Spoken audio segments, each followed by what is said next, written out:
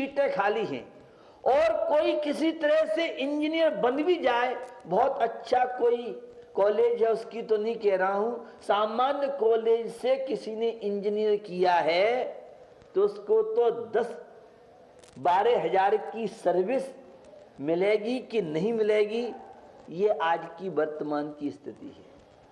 अब जिसका जैसा जहां तुक्का लग जाए, भाग्य जग जाए, विदेशी कंपनी ले जाए, लेकिन सब मिलाकर के है कि स्थितियां क्या है क्या नहीं है, अभिभावक भी जानते हैं और स्टूडेंट भी जानते हैं किस किस तरह से वह मेहनत करता है स्टूडेंट। उसके माता पिता, सबके माता पिता संपन्न नहीं है, सबके पास साधन नहीं है, किस तरह से अपने लाल को पढ़ाते हैं, और जब वो सर्विस के लिए चक्कर काटता है तो आत्महत्या के अलावा अन्य कोई रास्ता नहीं सूझ रहा है। यह पूरे इंडिया की गंभीर स्थिति है। जॉब कितने दे, कंपनियां कितने, जो कंपनी जॉब देगी कमा के जब देंगे तब वो कंपनी आपको सैलरी दे सकती है। खैर, मैं विशेष रूप से स्टूडेंटों के दायित्व कर्तव्यों की ओर आपका ध्यान दिलाना चाह रहा हूं। स्वच्छंदता ये हमारी भारतीय संस्कृति के छात्र छात्राओं के लिए, स्टूडेंटों के लिए नहीं है। स्वतंत्रता तो है, क्योंकि देश का भविष्य आपके ऊपर टिका हुआ है। जिस देश का नौजवान सदाचारी चरित्रनिष्ठ होगा, जिस देश का स्टूडेंट अनुशासित होगा, वह देश निश्चित तरक्की उन्नति कर सकता है। और जिस देश का स्टूडेंट आलसी है, प्रमादी है, विलासी है और व्यसनों का शिकार है। आपको ज्ञात है, आज के युवा के हाथ में बुलेट मिल जाए और बिल्स पनामा केमंडर या गुटखा खाने मिल जाए, वो अपने आप को बादशाह समझता है, अपने आप को पता नहीं क्या समझता है। वह गाड़ी भी तो बैंक के लोन से है, गाड़ी भी नहीं है दीजिए तेरी। और जवानी के जोश में उसकी क्या दशा होती है ये कहने की आवश्यकता नहीं है। एक कवि की पंक्तियां कई बार आपने सुनी होंगी, लेकिन वो आपको याद दिला देता हूं। डेडी आस लगाए बेटा पढ़ लिख जाए, ऊंचा नाम कमाए अफसर बन जाए, करे कॉलेज अटेंड पेन कोट और पेंट, फैशन में हीरो पढ़ने में जीरो, बाप करे है कमाई बेटा करे सप्लाई, इन्हें अफसर कौन बनाए, ए बेटा बाप की समझ में न आए, लोग खरी ये बात सुनाऊं, जरा मंदिर तक ले जाऊं, कि थोड़ी थोड़ी समझ तो आए तुझको, कि थोड़ी थोड़ी समझ तो आए तुझको। वैसे जितने स्टूडेंट मेरी बात सुन रहे हैं, ये शायद इन स्टूडेंटों के अंदर कमी नहीं होगी, लेकिन आजकल विद्यार्थियों में बहुत ज्यादा उच्छृंखलता बढ़ती जा रही है। आज आपने जो भी डिग्री प्राप्त की है, आपकी मां का कितना योगदान रहा है। आज आप डॉक्टर बने हैं, एडवोकेट बने हैं, आईएएस अधिकारी बने हैं, अथवा अन्य अन्य किसी पद पर इंजीनियर बने हैं, सीए आपने किया है, आपने परिश्रम किया मानता हूं, लेकिन तुम्हारी मां और पिता ने किन किन परिस्थितियों में कैसे कैसे तुम्हारी सुरक्षा की है।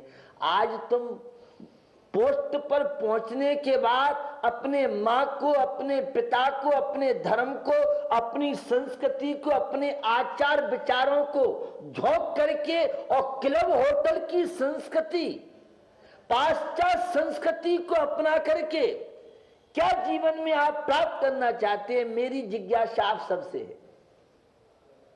आप अनुशासित हो और आपके माता पिता को आपसे बड़े अरमान हैं, और आपके माता पिता को जो अरमान होंगे या नहीं होंगे, हम भी आपसे बहुत अरमान रखते हैं। विद्यार्थी को व्यसन मुक्त होना चाहिए। जुआ, चोरी, मांस, मद, बेश्या, रमण, शिकार, ये 7 व्यसन जिस युवा के जीवन में लग जाएंगे, स्टूडेंट के जीवन लग जाएंगे, वो अपने फ्यूचर का, भविष्य का, शांति के कैरियर का, जीवन के कैरियर का निर्माण नहीं कर सकता है। इसलिए व्यसन मुक्त जो छात्र छात्रा होंगे वे सफलता की चरम सीमा को प्राप्त कर सकते हैं, और सफलता आपके ऊपर निर्भर है। किसी ने कहा भी है देश का भविष्य कैसा होगा, तो जैसे उस देश के छात्र होंगे वैसा देश का भविष्य होगा। बहुत बड़ी जिम्मेदारी हमारे शिक्षक गणों की है, प्रोफेसर्स की है, टीचर्सों की है, क्लास टीचर की है, गुरुजनों की भी बहुत बड़ी जिम्मेदारी है, और विद्यार्थियों की भी बहुत बड़ी जिम्मेदारी, स्टूडेंटों की जिम्मेदारी है। गुरु शिष्य का बड़ा गहरा नाता होता है, और शिष्य विनय के द्वारा, नम्रता के द्वारा जीवन में क्या प्राप्त नहीं कर सकता है। एक श्लोक आता है, विद्या विवादाय धनम मदाय शक्ति परेशान पर पीड़नाय। विद्या का अर्जन विवाद के लिए नहीं, विद्या का अर्जन अहंकार के लिए नहीं। आज तुम सीईओ हो गए हो, इंजीनियर हो गए हो, कलेक्टर हो गए हो, डॉक्टर्स बन गए हो, तो इसका मतलब यह नहीं है कि आप सब चीजों को ताक पर रख दें। आप बुद्धिजीवी कहलाते हैं, और मुझे एक से एक टॉपर्स डॉक्टर्सों के बीच में बैठने का मौका मिलता है, मुझे आईएएस आईपीएस के बीच में बैठने का मौका मिलता है, मुझे केंद्रीय मंत्री, मुख्यमंत्री, गवर्नरों के बीच में और बड़े बड़े पदों पर, बॉम्बे मेरा प्रवास था, और मेगावाट के 14,000 इंजीनियर के ऊपर जो बॉस था, अब तो रिटायर्ड हो गए वह, और जब उनसे चर्चा हुई, मैंने कॉलेज लाइफ में कभी भी रात्रि में भोजन नहीं किया। मुझे आश्चर्य हुआ कि जो आज 14,000 इंजीनियरों के ऊपर, और मेरे डिपार्टमेंट में कभी भी अभी तक हड़ताल नहीं हुई। मैं एक इंजीनियर को फेस टू फेस जानता हूं। आश्चर्य हुआ। और अपने माता पिता के प्रति वह इतना समर्पित, स्ट्रांग बहुत थे। धार्मिक कार्य, अपने आचार विचार, जो परिवार के संस्कार थे, इतनी व्यस्तता होने के बाद भी वह पिताजी के पास घंटे 2 घंटे डेली टाइम देते थे। अब आपको विश्वास नहीं होगा और मुझे भी शंका है, लेकिन मैंने उस व्यक्ति को बहुत निकट से देखा है। वह भारतीय संस्कृति के प्रति, अपने माता पिता के प्रति अहंकार नाम कोई चीज ही नहीं। मैं कोई बहुत बड़े पद पर हूं, जिस व्यक्ति को रोज प्रधानमंत्री और राष्ट्रपति के साथ बैठना पड़े और वह अहंकारी नहीं बने, समझ में नहीं आया। लेकिन बीएचएल बनारस और वहां के रजिस्ट्रार जैन नहीं थे, बेंगलुरु में मेरे पास आए। मैं कुछ शिक्षा को लेके चर्चा उनसे कर रहा था, आज के स्टूडेंटों में किस तरह से नैतिक संस्कार दिए जाए। तो उन्होंने एक घटना मुझे सुनाई। मैं प्रायकर से चर्चा करता रहता हूं। रजिस्ट्रार कुलपति के बाद, वाइस चांसलर के बाद उसका नंबर आता है विश्वविद्यालय में। तो उन्होंने एक घटना सुनाते हुए कहा कि मैं अच्छे नंबर से पास होता था, एक बार मेरे मार्क बहुत कम आए। मैं रोता हुआ माँ के पास पहुंचा, माँ मेरे नंबर बहुत कम आए। माँ ने कहा बेटा कम % है, मुझे कोई चिंता नहीं है, लेकिन तू अपने सद आचरण से, कर्तव्य से विमुख मत होना, इससे बढ़ के कोई % नहीं है। यह थी एक शिक्षित चरित्रनिष्ठ मां की स्थिति, मां पिता के संस्कारों की बात बता रहा हूं। मैं भी हजारों स्टूडेंटों के बीच में बैठता हूं, मुझे भी मेडिकल कॉलेजों में, विश्वविद्यालयों में, डिग्री कॉलेजों में, इंटर कॉलेजों में स्टूडेंट साथ चर्चा का मौका मिलता है। और आज भी विद्यार्थियों में सदाचारी, चरित्रनिष्ठ, माता पिता की आज्ञा पालन करने वालों की कमी नहीं है। आप भी सुन के विश्वास नहीं है। तो आज क्या हो रहा है स्कूलों में, कॉलेजों में, 10th के बाद तुम्हें क्या मतलब माँ पिता से, तुम तो सेल्फ हो, तुम्हें कोई जरूरत माँ पिता की आज्ञा की नहीं है। लेकिन मैंने ऐसे ऐसे विद्यार्थी देखे, एक बेंगलोर में बहुत संपन्न परिवार था और उसका बेटा अमेरिका में, उसकी पुत्री MBA कर रही।